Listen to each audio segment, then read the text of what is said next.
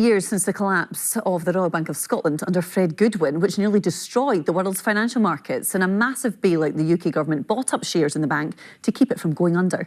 The last remaining shares have now finally been sold. David Henderson has the story. It was for a while the biggest bank in the world and the largest company in Scotland, with a vast headquarters here on the edge of Edinburgh. Then, a spectacular crash. The Chancellor, Alistair Darling, got a phone call from RBS warning him they'd almost run out of money. A senior Treasury advisor told me it was a moment of crisis. And to this day, I don't think quite a lot of people realise how bad that was, that the banks would have closed, cheques would not have been honoured, we wouldn't have been paid, we wouldn't have been able to do our shopping because the ATMs in the country would have seized up. So it was very grim. What followed was a massive bailout for the bank, using tens of billions of pounds of taxpayers' money.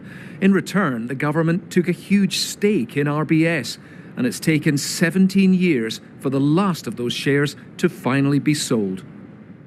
At the time, much of the blame was heaped on Chief Executive Sir Fred Goodwin, known to many as Fred the Shred.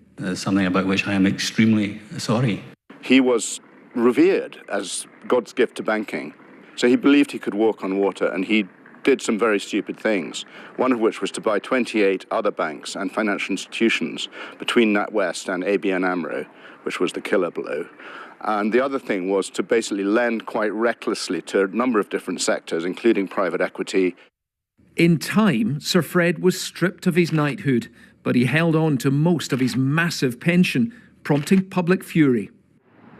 The RBS Fred Goodwin left behind had to be totally restructured, with a mass sell-off of its assets and its global workforce reduced by more than 100,000 people. These days, it's just another high street bank, and it's part of the NatWest Group. The price of that RBS bailout is now clear and colossal, with taxpayers losing over £10 billion. But at last, a costly, painful chapter in the story of this bank has reached its end.